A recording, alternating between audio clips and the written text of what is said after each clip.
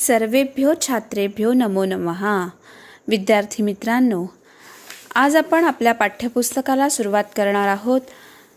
आपण सगळ्यात अगोदर पाठ्यपुस्तकाविषयी मागच्या व्हिडिओमध्ये अभ्यासलं होतं की पाठ्यपुस्तकातली अनुक्रमणिका अभ्यासली होती।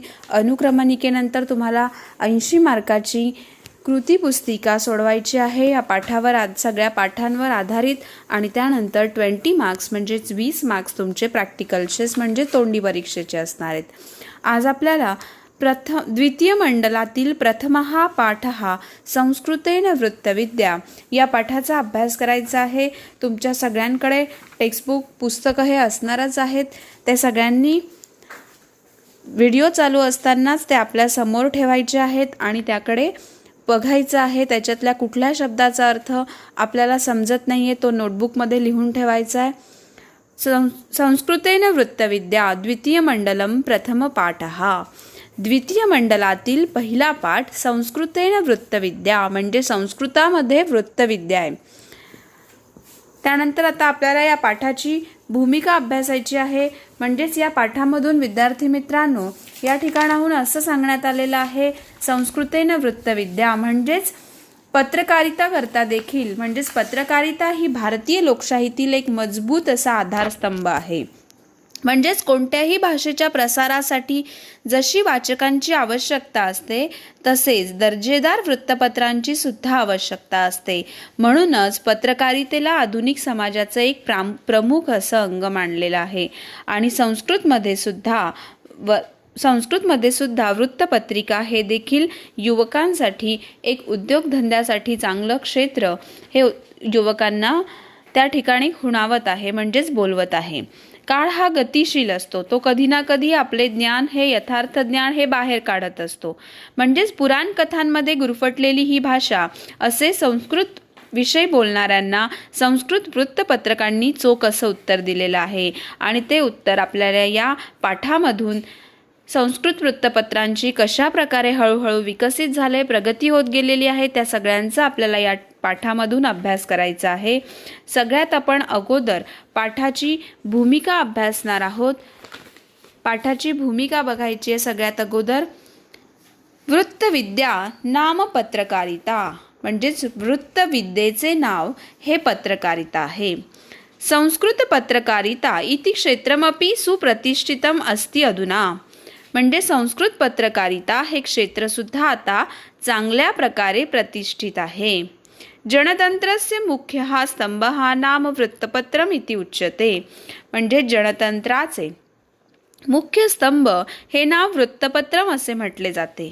संस्कृत तज्ञानां कृते अपि वृत्ते एषः विस्तृतः अवकाशः उद्घटितः म्हणजे संस्कृत तज्ञांसाठी हे वृत्त एखाद्या विस्तृत अशा अवकाशापर्यंत दृक माध्यमम म्हणजे दृक माध्यमाने, श्रव्य माध्यमम श्राव्य माध्यमाने आणि दृक श्राव्य माध्यमम म्हणजे दृक श्राव्य माध्यमाने, दृक म्हणजे पाहणे आणि श्राव्य म्हणजे ऐकणे आणि दृक श्राव्य म्हणजेच पाहणे आणि ऐकणे या दोघी माध्यमाने, तथैव म्हणजे तसेच, समाज माध्यमम म्हणजे समाज माध्यमाने, एतेषु क्षेत्रेषु अवसरः अद्य उपलब्धः म्हणजे या क्षेत्रामध्ये आजही अवसरः म्हणजे संधी, अद्य म्हणजे आज, संधी उपलब्ध आहेत किंवा संधी उपलब्ध झालेल्या आहेत। निर्मिती ही म्हणजे प्रोडक्शन, संचालनम डायरेक्शन, विज्ञापन क्षेत्रम ॲडव्हर्टायझिंग, संरचनाशास्त्रम डिझायनिंग इत्यादीषु क्षेत्रेषु बहवः जनाः अद्य उद्योगरतः म्हणजेच इत्यादी क्षेत्रांमध्ये अनेक लोक येथे उद्योग करत आहेत।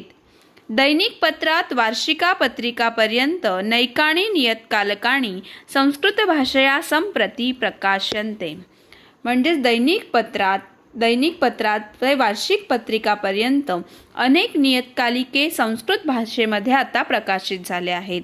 तेषु वार्षिक वृत्तपत्रस्य अभिरूपमपि पुस्तके प्रदर्शितम त्यामध्ये वार्षिक वृत्तपत्रांच्या अभिरूपात सुद्धा पुस्तकेही प्रदर्शित आहेत। अशी आपण या पाठाची भूमिका अभ्यासली। भूमिकेतून एकंदरीत आपल्याला असं समजलंय की संस्कृत भाषेमध्ये सुद्धा पत्रकारिता ही अतिशय विकसित अशी झालेली आहे असं या संस्कृतेन वृत्तविद्या या पाठामधून आपण अभ्यासणार आहोत. पाठाची आपण भूमिका अभ्यासलेली आहे. आता आपल्याला पाठाकडे वळायचं आहे. पहिला पॅरेग्राफ आपण या ठिकाणी अभ्यासणार आहोत. पत्रकारिता नाम आधुनिक समाजस्य एकम अविभाज्यम अंगम. पत्रकारिता हे आधुनिक समाजाचे एक अभिन्न असं अंग आहे. वार्ता प्रसारणस्य कृते पत्रकारिता इति महत्त्वपूर्णं माध्यमम. वार्ता म्हणजे बातम्या प्रसारित करण्यासाठी पत्रकारिता हे महत्त्वपूर्ण असं माध्यम आहे. सूचना तंत्रज्ञान क्षेत्रे पत्रकारिता विशिष्टं महत्त्वं भजते. म्हणजेच सूचना आणि तंत्रज्ञान क्षेत्रात पत्रकारितेचे विशेष असे महत्त्व आहे. सर्वासु भाषासु इव संस्कृत भाषायामपि पत्रकारिता भृशं विकसिता दृश्यते. सगळ्या भाषांप्रमाणे संस्कृत भाषेत सुद्धा पत्रकारिता अत्यंत विकसित झालेली आपल्याला दृश्यते म्हणजेच दिसते. संस्कृत पत्रिकाया आरंभः जून मासस्य प्रथमदिने षडषडअष्टैकतमे ख्रिस्ताब्दे म्हणजेच 1 जून 1866 काशी क्षेत्रे अभवत. म्हणजे संस्कृत पत्रिकेचा आरंभ जून महिन्याच्या पहिल्या दिवशी म्हणजेच इसवी सन 1 जून 1866 साली काशी क्षेत्रात झाला. संस्कृतमध्ये वाचन करत असताना तुम्हाला माहितीच असेल की नेहमी अंकांचं शेवटून वाचन करायचं असतं. षष्ट षड अष्टैकतमे ख्रिस्ताब्दे काशी क्षेत्रे अभवत म्हणजे काशी क्षेत्रामध्ये झाला. काशी विद्यासुधानिधी इत्येषा सा पत्रिका. काशी विद्यासुधानिधी ही ती पत्रिका होय. तदनंतरं संस्कृत वृत्तपत्रिकाणां संख्या सवेगं वृद्धिंगतः. त्यानंतर आता संस्कृत पत्रिकांची संख्या ही वेगाने वाढत गेली आहे. अधुना आता भारतवर्षे म्हणजेच भारत देशामध्ये उपद्विशतम इता म्हणजे जवळजवळ 20 पर्यंत संस्कृत पत्रिका या नियमिततया प्रकाशनते म्हणजे संस्कृत पत्रिकांचे नियमितपणे प्रकाशन होते. तासु त्यामध्ये दैनिकम म्हणजेच दैनिक म्हणजे नेहमी, साप्ताहिकम, पाक्षिकम, मासिकम, द्वैमासिकम, त्रैमासिकम, षण्मासिकम, वार्षिकम तथा विशेष अंकः इत्यादयः प्रकारः अंतर्भूतः. त्यामध्ये कोणते कोणते प्रकार सांगितले? दैनिक, साप्ताहिक, पाक्षिकम, मासिकम, द्वैमासिकम, त्रैमासिकम, षण्मासिकम, वार्षिक तथा म्हणजे तसेच, विशेष अंकः म्हणजेच विशेष अंक हे सर्व त्यामध्ये इत्यादयः प्रकारः अंतर्भूतः इत्यादी सगळे प्रकार त्याच्यामध्ये अंतर्भूतः म्हणजे सामावलेले आहेत. संस्कृत भाषायाः प्रसारः इत्यपि एतासां पत्रिकाणाम् उद्दिष्टं म्हणजे संस्कृत भाषेचा प्रचार करणे हे सुद्धा या पत्रिकांचा उद्देश आहे. हा या सगळ्या पत्रिकांचा, या ज्या संस्कृत पत्रिका आहेत त्यांचा उद्देश काय आहे तर संस्कृत भाषेचा प्रचार आणि प्रसार करणे हा या पत्रिकांचा उद्देश आहे. जनाः संस्कृतं पठितुम् उत्सुकाः भवन्तु इति धिया एतासु पत्रिकासु सरलसंस्कृतेन वार्ताः, लेखाः, काव्यानि, कथाश्च समाविष्टाः सन्ति.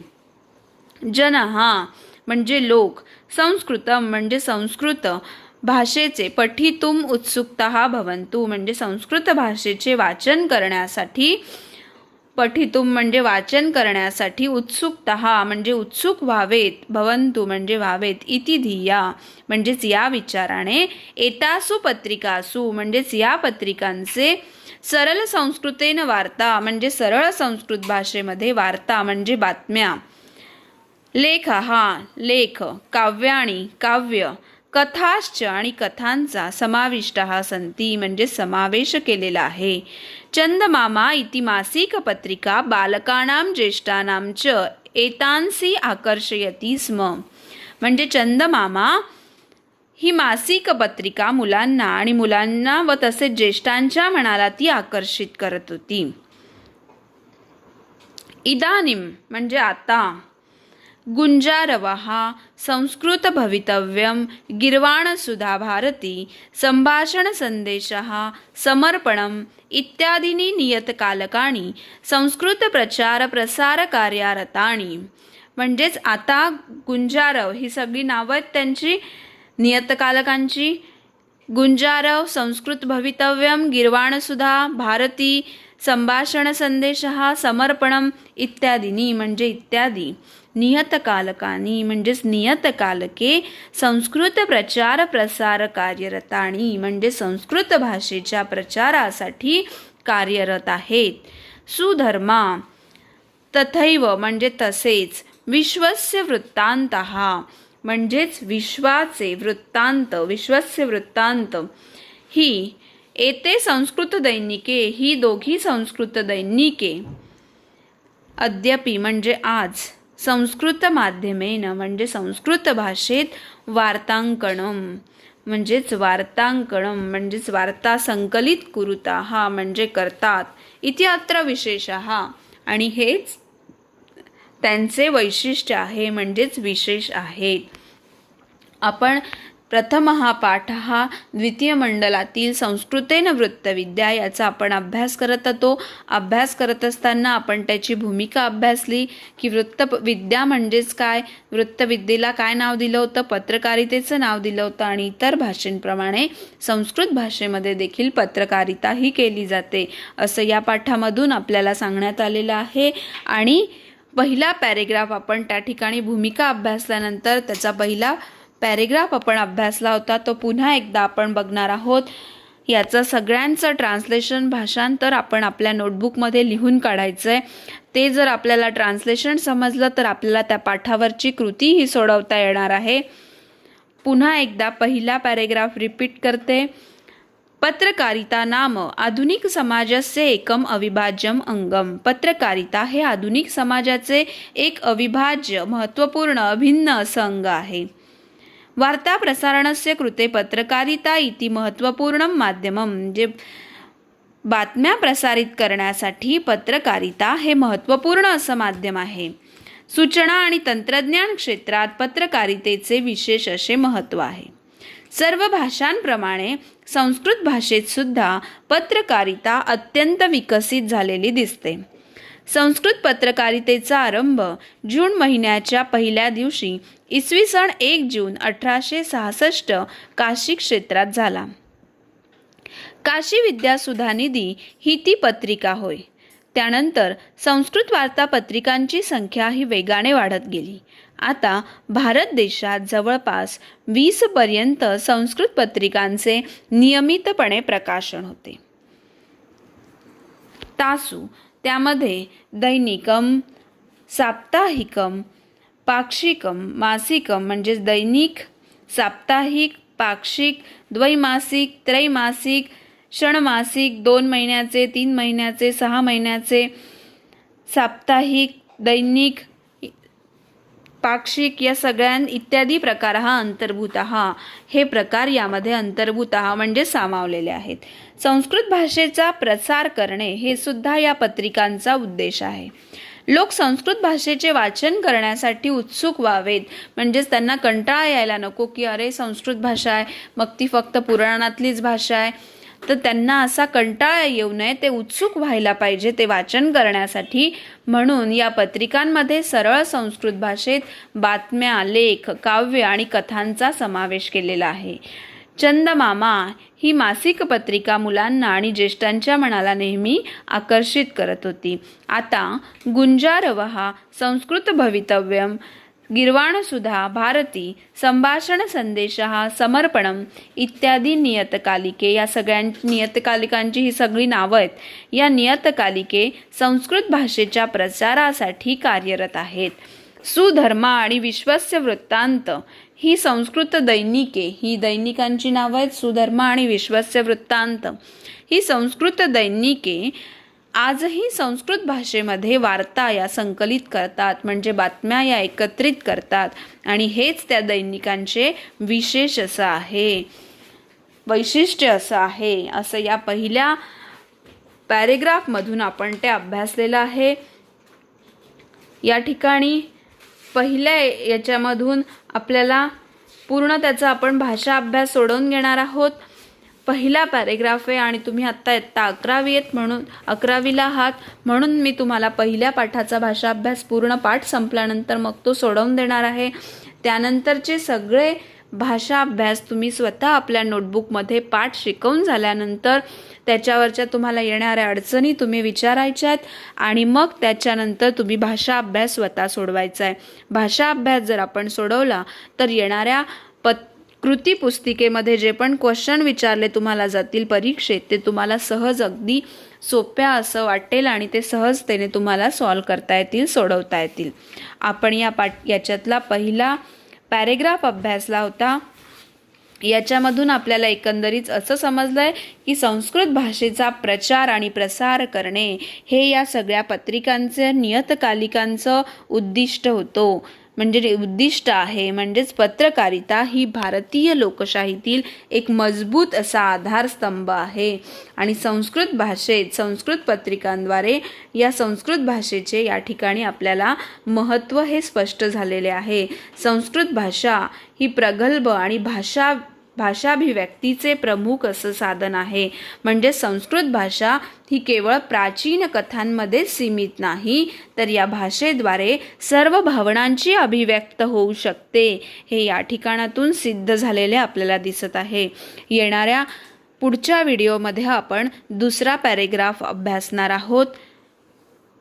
पहिल्या पॅरेग्राफचा व्यवस्थित अभ्यास करून आणि मग तो नोटबुकमध्ये त्याचं ट्रान्सलेशन लिहून काढायचं आहे. धन्यवाद.